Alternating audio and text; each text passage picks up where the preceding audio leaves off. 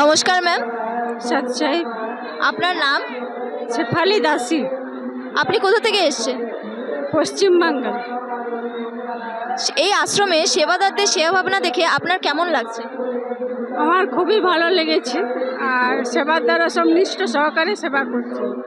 এই আশ্রমের কোন বিষয়টি আপনাকে সবথেকে বেশি মুগ্ধ করেছে? সেবাদারদের সেবাদাররা এত সুন্দর, ওদের আচরণ ব্যবহার এরকম আগে কখনো দেখিনি, এখানে এসে দেখলাম, খুব সুন্দর লেগেছে আমার সব থেকে। আচ্ছা, এখানে আসার পর আপনার কি ভক্তি মার্গে আরও দৃঢ়তা বেড়েছে? হ্যাঁ, নিশ্চয় অনেক বেড়েছে আমার। সন্ত রামপালজি মহারাজের কাছ থেকে দীক্ষা নেওয়ার পর আপনি কি কি লাভ পেয়েছেন? সব থেকে বড় লাভ হয়েছে যে আধ্যাত্মিক জ্ঞানে আমি আগে জানতাম না, সেটা জানলাম। আর মানুষ্য জন্মের মূল উদ্দেশ্য কি সেটা জানলাম।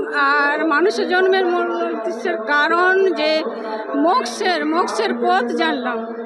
এতে সব থেকে বড় লাভ হয়েছে। তারপরে আমার শারীরিকের মধ্যে কিছু প্রবলেম ছিল, যেমন প্রত্যেক দিন আমাকে ওষুধ খেতে হতো। আর যখন থেকে সন্ত রামপালজি মহারাজের কাছ থেকে দীক্ষা নিয়েছি, তখন থেকে আর এইসব ওষুধ একটাও এখনো পর্যন্ত খাইনি। অনেক ভালো আছে আগের থেকে।